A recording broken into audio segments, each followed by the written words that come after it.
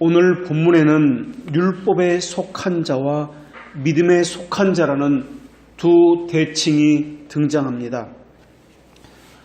믿는 사람들 가운데는 어떤 이는 율법에 속한 자가 있을 것입니다. 또 어떤 사람은 믿음에 속한 자도 있을 것입니다. 그러나 우리가 하나님의 자녀가 되는 것은 오직 믿음으로 말미암아서입니다. 하나님의 선하심만을 근거로 합니다. 이 말은 인간의 행위에 대해서는 조금도 생각할 여지가 없다는 말입니다. 그렇다면 우리가 궁금한 것은 여기서 믿음이라는 도대체 어떤 믿음이냐 하는 것입니다. 그것이 행위로서의 믿음인가 은혜로서의 믿음이냐 하는 것입니다. 또 믿음과 순종은 어떤 관계에 있느냐 하는 것입니다. 우리는 믿음으로만 구원받는다고 말을 합니다. 그때 순종은 어떤 역할을 하는가? 순종은 우리는 율법이라고 부르고 있습니다. 그때 믿음 안에서 율법은 행위는 어떤 역할을 하는가 하는 것입니다. 오늘은 그러한 것을 풀어가도록 하겠습니다. 첫 번째 다룰 것은 1717년 스코틀랜드에서 있었던 메로우 논쟁을 통해서 율법 폐기론과 율법주의자의 논쟁이 있었습니다. 이것을 다루도록 하겠습니다. 율법에 속한 자, 믿음에 속한 자라는 말씀이 오늘 본문에 나옵니다. 이와 같은 비슷한 논쟁이 1717년 스코틀랜드 교회에서 일어났습니다. 이 논쟁은 에드워드 피셔라는 사람이 쓴 현대신학의 메로우라는 책을 둘러싼 논쟁입니다. 이 논쟁의 핵심은 구원받기 위해서 사람의 행위가 우선인가 아니면 그리스도로 말미암는 하나님의 의가 우선인가 하는 논쟁이었습니다. 그리고 이 책을 옹호하는 사람들을 메로우맨이다 라고 불렀습니다. 메로우라는 단어는 가장 중심에 있는 가장 본질적이고 핵심적인 것이 무엇인가 하는 것을 의미합니다. 그래서 이 논쟁을 가리켜서 신학 정수 논쟁이다 라고도 불렀습니다. 신학 가운데 가장 본질적이 무엇이냐, 가장 핵심적인 것이 무엇이냐는 논쟁이었기 때문에 그러합니다. 우리가 구원받기 위해서는 사람의 행위가 아니다. 그리고 오직 그리스도로 말미암는다라는 것은 누구나 다 잘 알고 있습니다. 이 논쟁이 그렇게 단순한 논쟁이었다면 토머스 보스턴 같은 위대한 학자가 메로우맨으로 등장하지 않았을 것입니다. 그리고 스코틀랜드에서 이러한 논쟁이 일어나지도 않았을 것입니다. 메로우 논쟁 가운데 가장 두드러진 특징은 현대신학의 메로우 옹호자들은 율법 폐기론자로 오해받았다는 사실이고 그들을 비판하는 사람들은 율법주의자로 오해받았다는 사실입니다. 그런데 율법 폐기론자로 비판을 받는 사람도 율법주의자로 그렇게 오해를 받았던 사람들도 양쪽 모두가 칭의와 행위에 관해서 웨스터민스터 신앙 고백서의 가르침을 철저히 믿었고 따랐다라는 것입니다. 그리고 웨스터민스터 신앙 고백서에는 행위와 믿음에 관해서 아주 분명하게 그 누구도 오해하지 못하도록 정확하게 고백하고 있습니다. 신앙 고백서에서는 오직 예수 그리스도의 순종이 우리에게 전가되어서 의롭다함을 받는다고 분명히 가르치고 있기 때문에 그러야 합니다. 그렇다면 메로우 논쟁에 참여했던 이 양측은 어떻습니까? 이 양측은 모두 이 신앙 고백서에 전적으로 동의합니다. 그렇다면 의문은 왜 이것에 동의하면서 어떻게 한 교회 내에서 한 편이 갈라져서 상대를 율법 폐기론자라고 그렇게 정죄하고 또 한편은 다른 편을 향해서 율법주의자라고 매도할 수 있느냐 하는 것입니다. 같은 신앙 고백서를 가졌고 같은 믿음을 가졌다라고 말하는 사람들이 말입니다. 결국 이 논쟁은 교단을 분열시키는 결과로 나타나게 됩니다. 이것은 아무리 신학적으로 분명하고 정확하다 할지라도 신자의 삶 속에서 율법과 순종의 역할이 해결되지 않았다라는 말이 될 것입니다. 결국 율법주의나 율법 폐기론 논쟁은 단순한 교리가 아니라 교리를 뛰어넘는 그 이상이라는 것을 알 수가 있습니다. 결국 교리는 교리의 문제가 아니라 삶과 연결되어 있다는 것을 우리가 알 수 있습니다.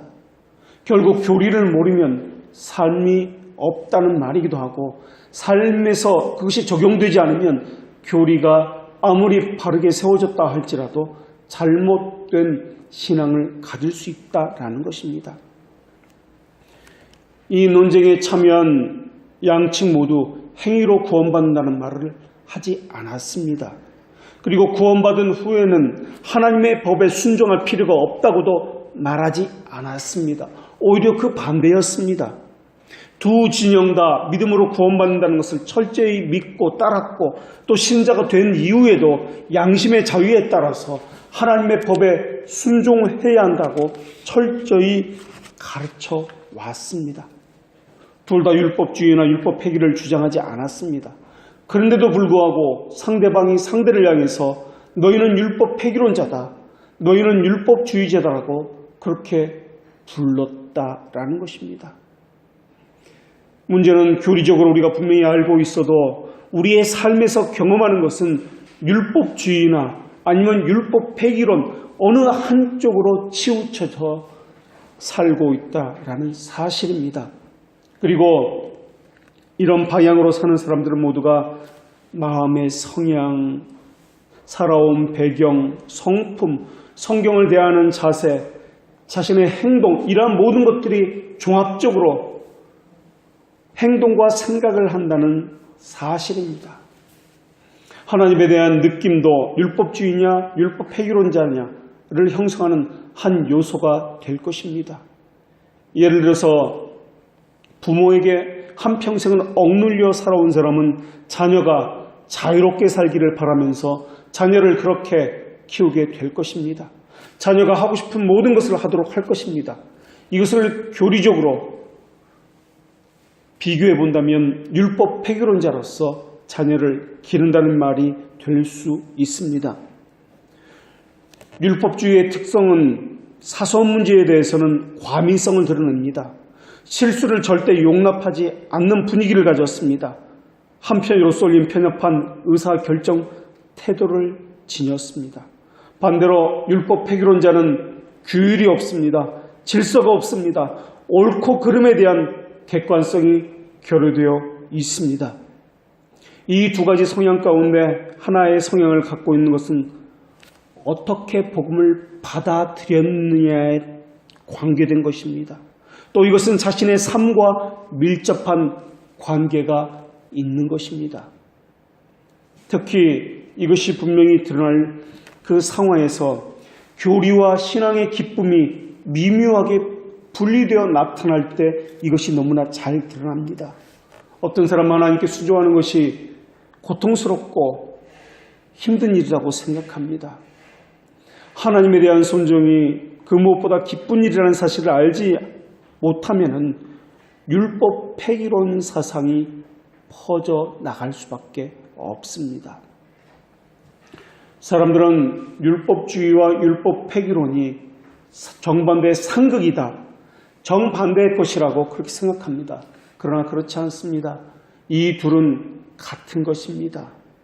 왜 같으냐? 두 가지 모두 하나님의 사랑과 은혜를 믿지 않기 때문에 생겼기 때문에 그렇습니다. 그렇다면 묻겠습니다. 하나님의 명령이, 하나님의 법이 우리에게 해를 가하기 위해서 주어진 것입니까? 또 하나님의 명령은 우리를 억압하기 위해서 주신 것입니까? 하나님은 우리의 행복과 평안에 전혀 관심 없는 분이 아니십니다. 하나님의 법은 우리의 행복을 위해서 주신 것이며 또한 하나님은 우리의 양심을 억압하는 분이 아니십니다. 하나님은 우리의 순종을 기쁘게 보시기도 하시지만 동시에 기쁘게 보시지 않는 분이기도 하십니다. 하나님은 조건적인 사랑으로 우리에게 짐을 지우시는 분이 아니기 때문에 그렇습니다. 율법주의자는 마지못해 짐을 지는 사람인지도 모르겠습니다. 율법 폐기론자는 하나님은 사랑이시기 때문에 그런 짐을 지라고 하나님은 요구하지 않는다라고 그렇게 한쪽으로 편협하게 생각하고 있는 사람인지도 모르겠습니다. 그렇다면 우리는 어떻게 해야 합니까? 이 둘의 균형을 가져야 하는 것입니까? 그것이 바른 신앙입니까? 균형을 갖는다면 어떻게 하는 것이 균형을 갖는 것입니까? 균형을 갖는다는 것 또한 새로운 오류를 더한다는 말이 될지도 모르겠습니다. 균형을 갖기 위해서는 객관적인 공정성을 가져야 합니다. 그렇지 않으면 어느 때는 그렇게 하다가도 또 어느 때는 그렇게 하지 않을 것이기 때문에 그렇습니다. 자기가 편리한 대로 어느 때는 율법주의의 잣대를 들이밀 테고 어느 때는 율법 폐기론의 잣대를 들이밀 것이기 때문에 그렇습니다.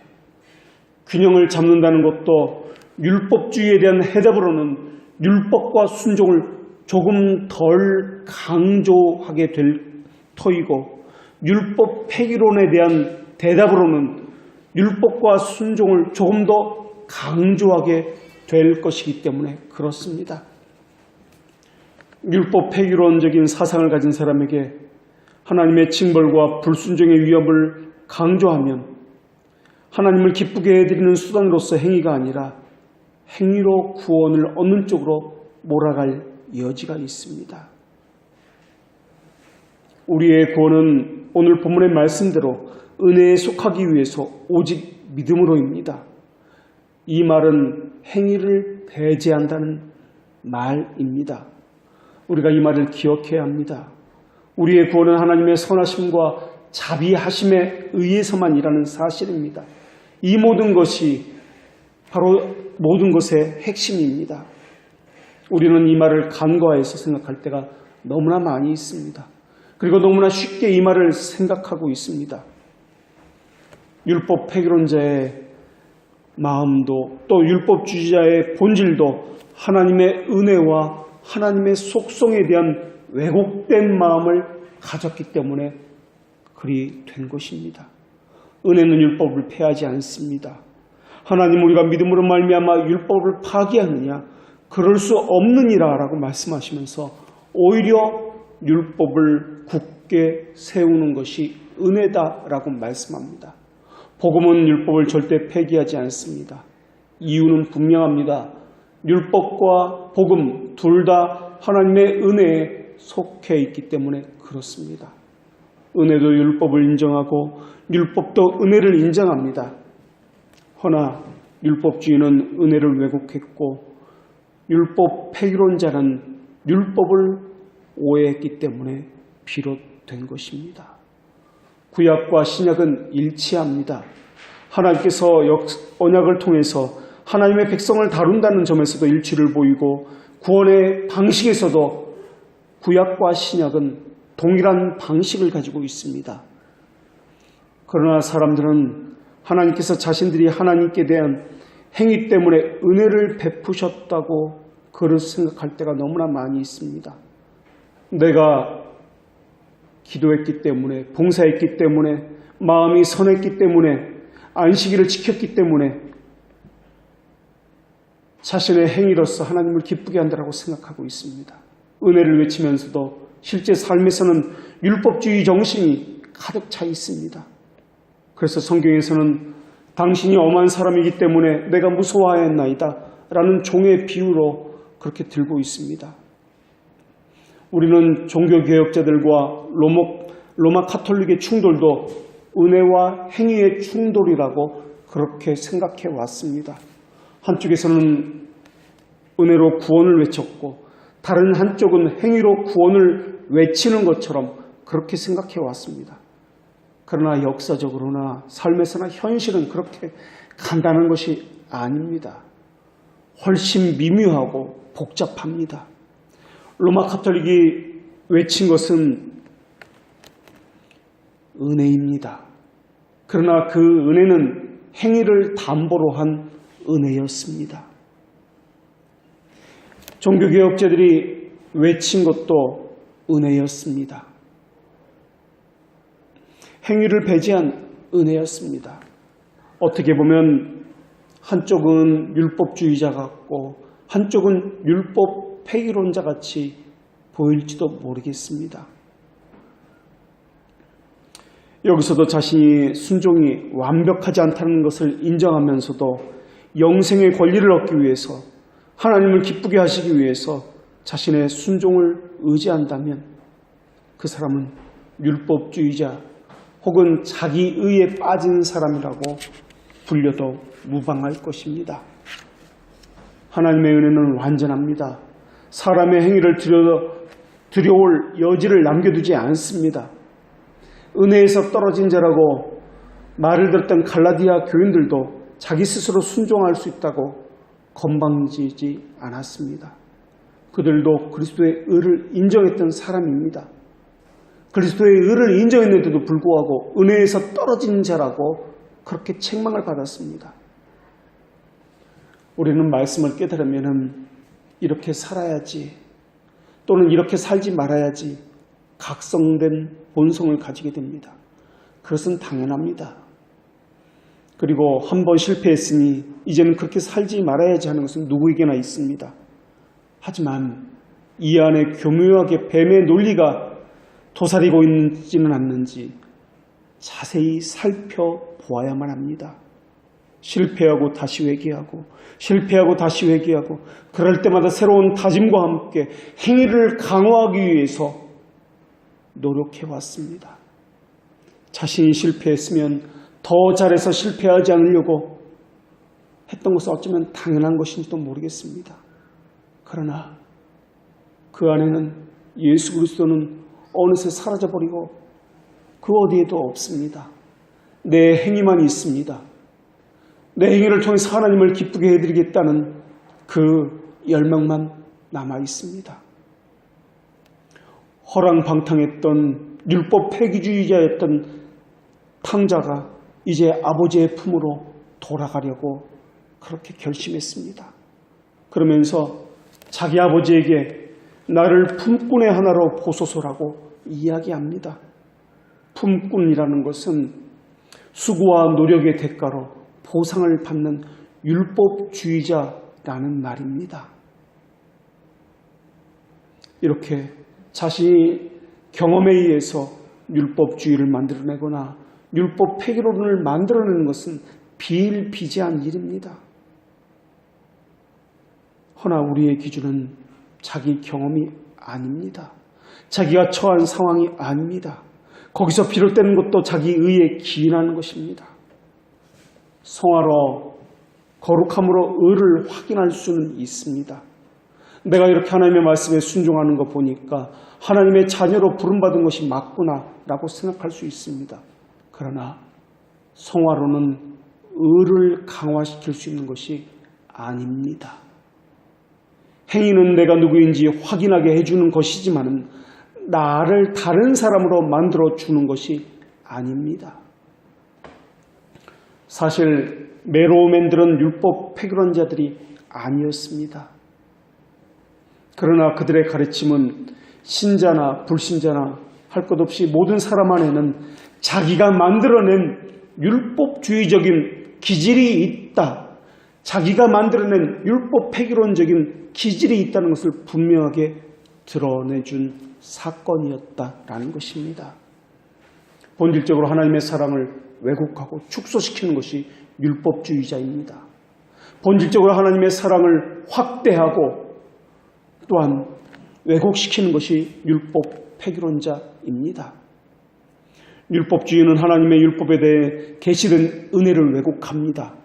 아버지이심을 보지 못하게 만듭니다. 그것은 율법 폐기론자도 그러합니다. 율법은 은혜이지만은 그것을 통해서 우리가 무엇이 되는 것이 아닙니다. 단지 우리가 누구인지를 확인할 뿐입니다. 그런 의미에서 신자는 율법에 매일 필요가 없습니다.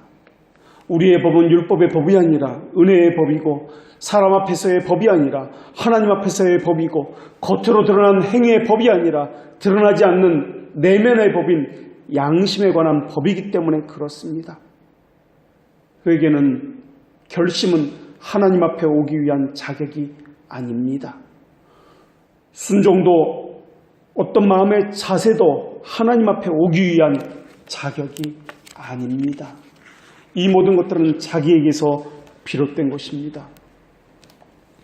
우리는 보통 로마서 8장 29절과 30절에 나오는 말씀을 구원의 서정이다라고 이야기합니다. 그 하나님의 말씀은 이렇습니다. 또 미리 정하신 그들을 또한 부르시고, 부르신 그들을 또한 의롭다 하시고, 의롭다 하신 그들을 또한 영화롭게 하셨느니라. 이것을 청교도들은 구원의 황금사슬이다라고 이야기합니다. 이 황금사슬은 선택, 중생, 칭의, 영화로 이어지는데, 이것이 서로 어떻게 연관성을 가지고 있는지를 보여주는 비유입니다. 그런데 비유라는 사실을 망각하고 있습니다. 그러다 보니까 사람들은 이 순서대로 이루어진다라고 생각합니다. 이것은 논리적인 순서인데도 불구하고 시간적인 순서인 것처럼 그렇게 생각하고 있습니다. 그로 인해서 구속의 다양한 형태의 초점이 그리스도에게서 떠나서 복음이 주는 혜택, 내가 어떤 혜택을 입었는지로 이동해 버렸다라는 것입니다. 회개와 죄들의 용서는 둘 다 하나님의 은혜에 근거합니다. 우리는 구원에 대해서는 우리의 행위를 배제한다고 나누었습니다. 이 말은 자랑을 배제한다는 말이요, 우리에게서 나오는 근거를 배제한다는 말이요, 의를 배제한다는 말입니다. 그렇다면 이 말은 행위의 원칙에서 자랑을 배제하는 것입니까? 아닙니다. 은혜의 원칙에서 자랑을 배제하는 것입니다. 이 말은 다시 말하면 율법은 칭의의 조건으로 존재하는 것이 아니라 신자들의 삶의 규칙에 큰 유익이 된다라는 것입니다. 하나님의 언약은 값없습니다. 무조건적인 약속입니다. 그래서 은혜라고 이야기합니다. 내가 너희의 하나님이 될 것이다 라는 말씀도 구원의 모든 면에서 우리에게 영향을 미칩니다. 그러나 계약은 물론 다른 형태를 띱니다. 만약 너희가 내 백성이면 거룩하게 살 것이다 라는 조건입니다. 그리스도인은 율법에 대해 죽은 것이 맞습니다. 그러나 가장 훌륭한 하나님의 백성에게도 율법적인 성향이 이 안에 교묘하게 도사리고 있다는 것입니다. 그들이 최상의 섬김을 행할 때에도 그런 성향에서 자유롭지 못하고 있습니다. 그들의 섬김에서, 그들의 생각에서 때로는 율법주의가 교묘히 도사리고 있다는 것을 발견하지 못하고 있습니다. 그런 모습에서 보면 여전히 율법에 대해서는 살아있고 예수 그리스도에 대해서는 여전히 죽어있는 것처럼 보입니다. 율법에 대해서 죽는 것이 사실 그리스도에서 가장 어려운 부분 중 하나입니다. 율법주의는 자기에게서 자기 의를 낳기 때문에 그렇습니다. 사실 가장 사소한 부분까지 하나님의 뜻대로 살고 싶다, 거룩한 삶을 살고 싶다는 마음은 신자라면 누구든지 다 있을 것입니다. 그런데 그런 마음을 가진 사람들 중에 한 사람이 바리새인입니다. 바리새인의 본질은 성결 운동입니다. 거룩한 삶을 살고자 하는 그 열망이 그들의 본질이었습니다.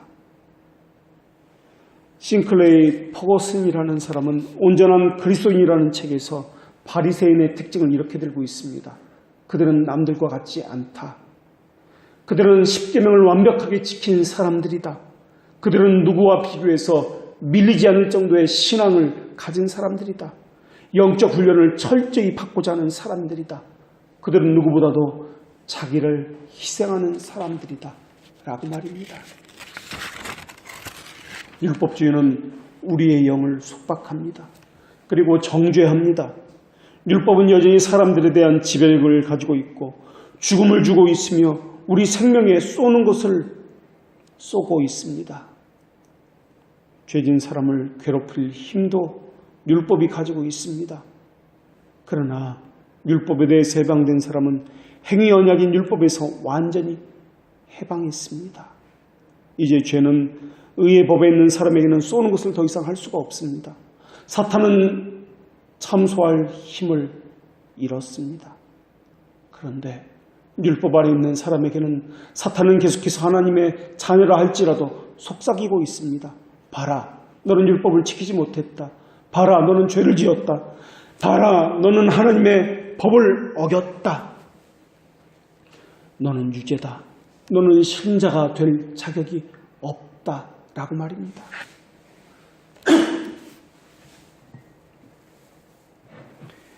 이런 사탄의 속삭임은 오늘날에도 계속되고 있습니다. 그러나 사탄은 하나님의 백성이 받은 구원을 취소할 수 없다는 사실도 잘 알고 있습니다. 그래서 율법주의에 호소하고 있습니다. 마치 자기 스스로 자기를 정죄해서 하나님에게서 떠나도록 말입니다. 그래서 에덴 동산에서처럼 하나님 안에서 누리는 평안과 자유, 기쁨을 무너뜨리기 위해서 지금도 송사하고 있습니다. 그렇다면 우리의 신앙의 출발점은 어디로부터입니까? 우리는 어디로 피난처를 삼아야 하는 것입니까? 탕자처럼 오직 하나님의 품으로 들어갈 때에만 자유와 평안을 누릴 수 있는 것 아니겠습니까? 기억하십시오.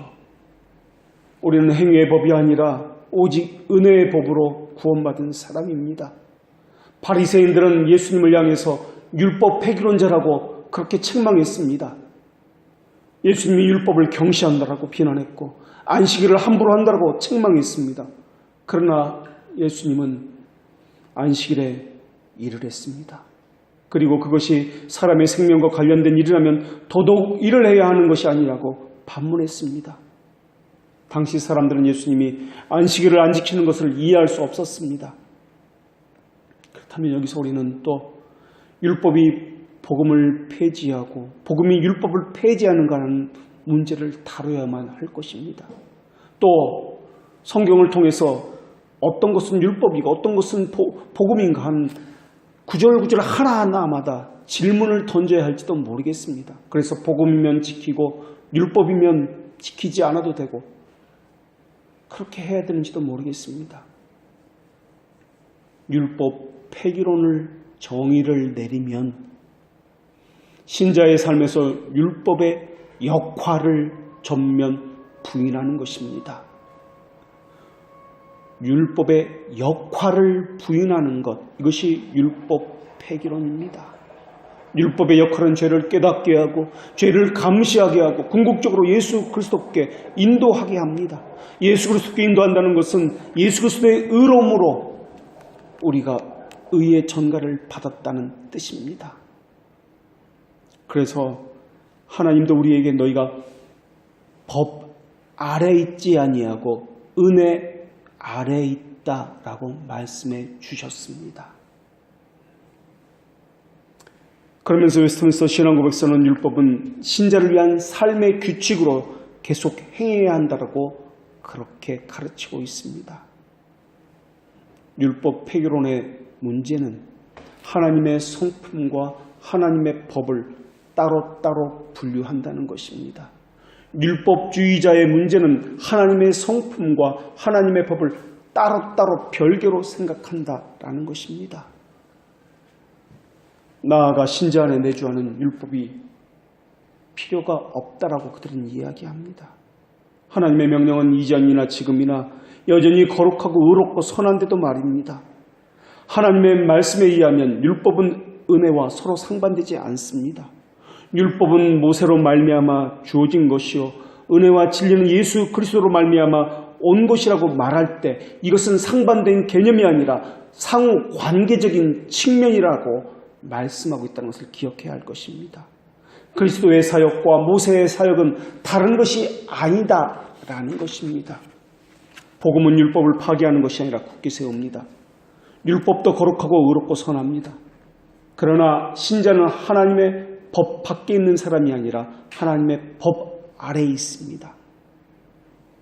그리고 하나님과 우리의 관계는 단순한 법적인 관계가 아니라는 사실을 기억하십시오.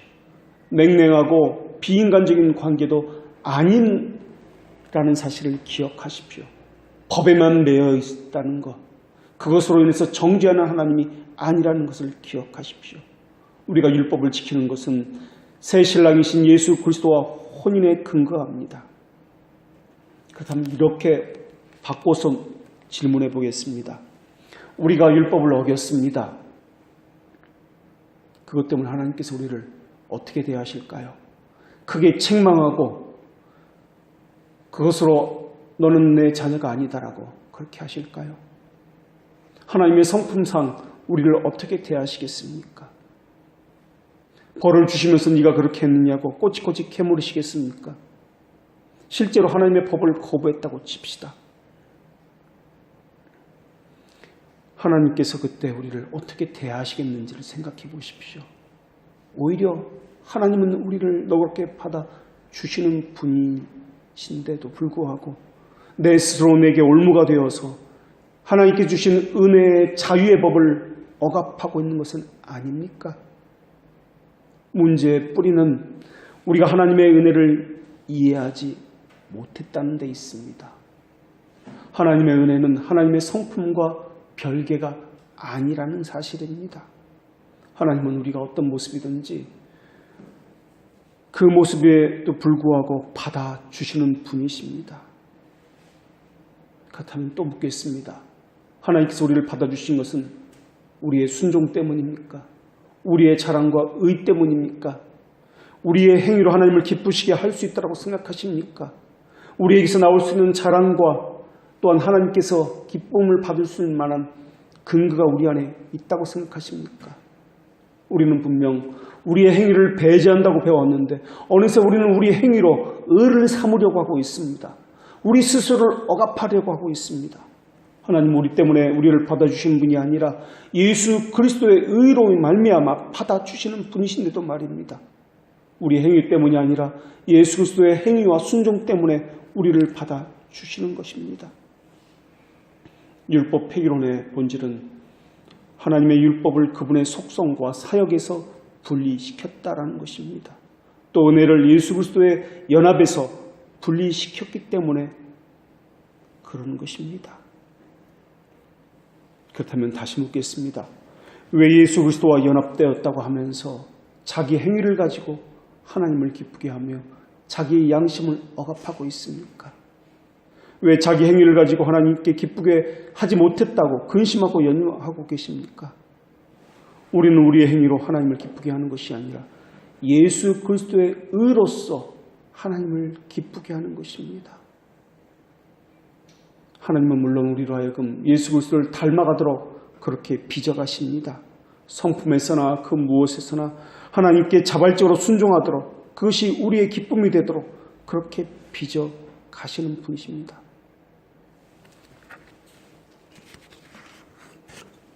그러나 그것은 우리의 사역이 아닙니다. 하나님의 일입니다. 언제부터 우리가 그것을 우리의 일이라고 여겼습니까? 우리가 언제부터 우리에게서 나온다고 그렇게 생각했습니까? 그것이 바로 율법주의입니다. 율법주의와 율법 폐기로는 둘 다 서로 정반대이기보다는 둘 다 은혜와 정반대입니다. 하나님의 속성과 정반대입니다. 은혜만이 모든 것의 해결책입니다. 하나님의 속성과 별개라고 생각하지 마십시오. 은혜는 율법을 버리지 않습니다. 그러나 율법을 지키지 못해도 그것 때문에 자신을 억누르지도 않습니다. 율법 폐기로는 무조건적인 순종과 공포를 너무 강조했기 때문에 생긴 결과입니다. 또 학습의 결과로 그 반대인 율법주의자가 될 수도 있습니다. 율법주의의 진정한 치료제는 하나밖에 없습니다. 율법 폐기론자들의 치료책과 동일합니다. 그것은 복음입니다. 바로 예수 그리스도와 연합을 이해하고 실제로 그 안에 거하는 삶, 자유와의 삶을 누리는 것입니다. 진리가 너희를 자유케 한다는 그 말씀을 몸으로 체험하여 아는 것입니다. 복음은 율법주의와 율법 폐기론의 속박을 깨뜨리는 유일한 치료제입니다. 이것이 없으면 기쁨과 평안은 없을 것입니다. 복음이 주는 것은 평안입니다. 이것이 없다면 율법에 속한 자이기 때문에 그런지도 모르겠습니다. 행동이 사람을 상대로 하는 것과 같이 양심은 하나님을 상대로 합니다. 맑은 양심은 곧 심령의 내면적인 성실함을 의미합니다. 이런 의미에서 하나님은 선한 양심과 거짓없는 믿음에서 우러나오는 사랑이 곧 율법의 완성이라고 했습니다. 자, 그렇다면 우리는 어떻게 해야 합니까? 그렇게 하지 않으면 양심이 찔리는데 우리는 어떻게 해야 합니까? 하나님께서 성경에서 말씀하시는 바는 행위가 아닙니다. 선한 양심과 거짓없는 믿음에서 우러나오는 사랑, 곧 그것이 율법의 완성이라고 했습니다. 하나님을 섬기는 간절한 심령, 경건하고 거룩하게 살려는 진실한 노력, 그 상한 심령, 행위가 아니라 그 상함이 하나님 앞에서 중요하다는 것입니다. 하나님 앞에서 하나님의 말씀을 잘 지키는 마음, 하나님께 순종하는 것이 기쁨이라는 것을 알기 때문에 그 마음을 가지고 하나님 앞에 나아가려는 그 자세, 하나님은 그것을 보시는 것이지 행위 자체를 보시는 분이 아닙니다. 가인과 아벨에게 있는 것과 없는 것의 차이가 무엇입니까? 바로 이런 마음 아니겠습니까? 행위로는 가인도 아벨도 하나님께 예배드렸습니다. 가장 근사함은 제물을 드렸고 하나님께서 받아주시기를 바라는 마음은 둘 다 같았습니다. 그러나 하나님 앞에서 하나님을 대하는 자세는 둘은 달랐습니다. 상한 심령이 있고 없고의 차이였습니다. 물론 하나님과 사람에 대해 항상 양심에 꺼리낌 없이 행해야 합니다. 그러나 그 말씀은 상한 양심의 결과가 사람들에게까지 영향을 주기 때문에 한 말이지 하나님께서 우리의 마음을 모르신다는 측면에서 한 말이 아니라는 것입니다. 하나님은 행위가 아니라 상한 양심을 보십니다. 우리의 환경도 아십니다. 이 땅 가운데 질서도 아십니다. 우리가 행하는 원칙은 외면적인 행동을 구속하면서도 양심의 자유는 침해하지 않습니다. 은혜 아래 있는 사람은 외면적인 행동에서도 자유로울 수 있습니다. 이 말은 방종을 하라는 말이 아니라 그 양심에 하나님을 향한 상한 심령을 닫고 있어야 한다는 말입니다. 하나님은 하나님의 자녀를 훈련시켜 가십니다. 오늘 우리에게 일어나는 모든 일들은 그렇기 때문에 그냥 일어나는 법이 없습니다. 불신자들은 그냥 운과 우연히 일어난다고 생각하지만 우리는 하나님의 섭리를 생각하고 그 안에서 하나님의 뜻을 찾아냅니다. 그렇기 때문에 오늘 우리에게 일어나는 일들은 하나님께서 우리에게 가장 좋은 것을 주시기 위해서 우리를 훈련시키시는 경건의 훈련이요. 또한 그 안에는 은혜가 숨겨져 있다는 것을 기억해야 할 것입니다. 훈련이라는 것은 내가 그 부분에서 부족하기 때문에 하나님께서 그 부분을 강화시킬 필요가 있다고 여겨졌기 때문에 훈련을 시키시는 것입니다. 좀 더 좋은 것을 주시기 위해서 하나님은 그러한 상황으로 몰아가십니다. 우리의 훈련은 이 땅에서 계속될 것입니다. 그 훈련은 하나님의 방식대로 하나님의 정하신 때에 일어날 것입니다. 우리로 하여금 하나님의 사람으로 완성케 하기 위한 과정 가운데 있는 것입니다. 그러니 무슨 일을 만나든 두려워하지 마십시오. 그 일은 하나님으로부터 허락된 일이기 때문에 그렇습니다. 자유를 행사하는 것과 마찬가지로 행사하지 않는 것도 자유라는 것을 생각하십시오. 하나님을 위해서 고기를 먹을 수도 있고 먹지 않을 수도 있습니다. 우리가 하나님을 위한다고 하는 그 모든 것, 그것이 중요합니다. 그러나 그 모든 것은 우리가 하나님을 위해서 하는 것이 아니라 하나님께서 우리를 위해서 이미 하신 일들이라는 것을 또한 기억해야 할 것입니다. 선하신 하나님께서 그 안에서 나오는 일이기 때문에 그것은 은혜고 우리에게는 반드시 필요한 좋은 선물입니다. 주가 우리의 의라는 것만을 기억하십시오. 율법을 버리기 위해서 방탕하게 놀며 하나님 아버지의 집에서 멀리 방탕하는 탕자들에게 하나님께서 오늘도 말씀하고 있습니다. 또 아버지 앞에 나와서 나를 품꾼이로 여겨주십시오라고 말하고 있는 탕자에게도 하나님은 또한 말씀하고 계십니다. 여러분이 방탕했던 돼지우리를 떠나 돌아오십시오. 이제 육감적인 쾌락의 꼬투리를 먹지 마십시오. 또한 내가 아버지 집에서 이것도 했고 저것도 했다라고 말하는 큰 아들이 되어서도 안 될 것입니다. 단지 하나님의 원하는 자녀는 회개하고 아버지의 품으로 돌아오는 탕자입니다. 아버지의 품 안에서 그저 기쁨과 자유를 누리는 그러한 자녀입니다. 하나님이 원하시는 것은 단지 상한 심령을 가지고 하나님의 은혜를 입고 누리는 자들입니다. 하나님 아버지께서 여러분을 부르셨습니다. 여러분은 율법에 속한 자로 부름받은 것이 아니라 은혜에 속한 자로 부름을 받았습니다. 아들의 의의 옷을 입고 저만치 서 계시는 분을 보십시오.